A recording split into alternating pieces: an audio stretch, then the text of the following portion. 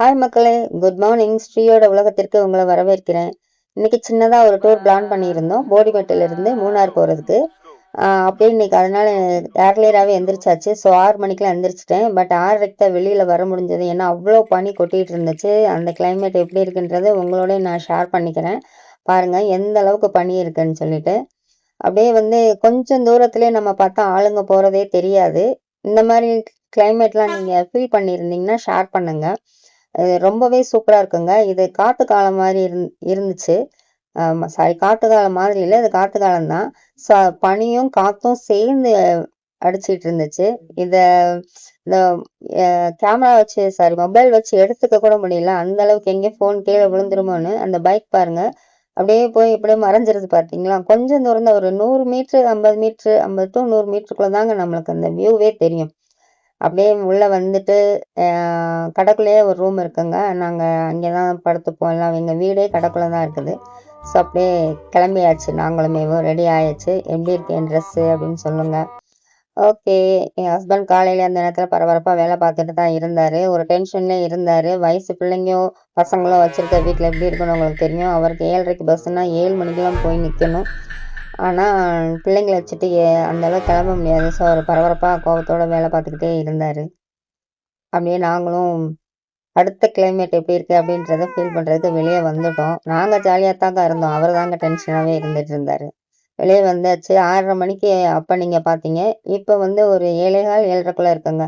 இப்போ பாருங்கள் அதே இடம் எப்படி இருக்குன்னு, எவ்வளோ பளிச்சுன்னு இருக்குன்னு. நான் எந்த ஒரு ஃபில்டரும் போட்டு எடுக்கலை.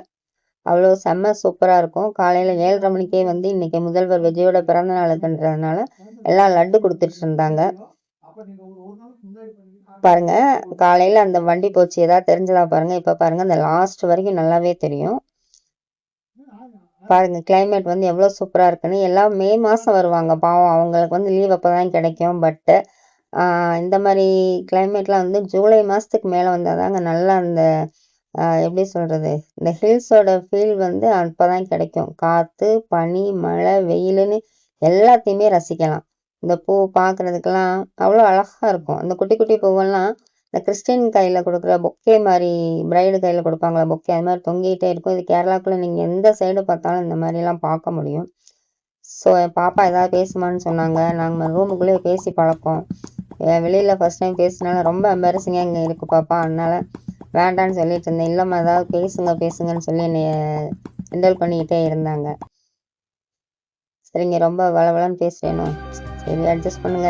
வீடியோக்கு நான் தான் சொல்கிறேன். ஓகே. அப்படியே நாங்களும் எங்களுக்கே எத்தனை தடவை பார்த்தாலும் இந்த இடம் இந்த மாதிரி கிளைமேட் ரொம்பவே பிடிக்கும். ஸோ பாருங்கள், லட்டு கொடுத்துட்டே இருக்காங்க பாருங்கள். பெண் பிள்ளைகள் இந்த அளவுக்கு கட்சி துண்டை தோளில் போட்டுட்டு சரிசமமாக பப்ளிக்கில் இந்த மாதிரி அரசியல் பேசுகிறது ரொம்பவே புரட்சிகரமான இருந்துச்சு. சின்ன பிள்ளைல நாங்கள் இந்த மாதிரிலாம் பேசுனா கூட ஒரு மாதிரி பார்ப்பாங்க. ஸோ பஸ்ஸில் கிளம்பியாச்சுங்க. அப்புறம் என்னென்னா, இன்னொரு குட் நியூஸ் என்னென்னா, கேரளா பஸ்ஸில் பொம்பளை பிள்ளைங்களுக்கு ஃப்ரீ டிக்கெட்டு. ஓகே, மூணார் வந்தாச்சு. ஒரு ஹோட்டலில் அழகாக உட்காந்து சாப்பிட ஆரம்பிச்சிட்டோம்.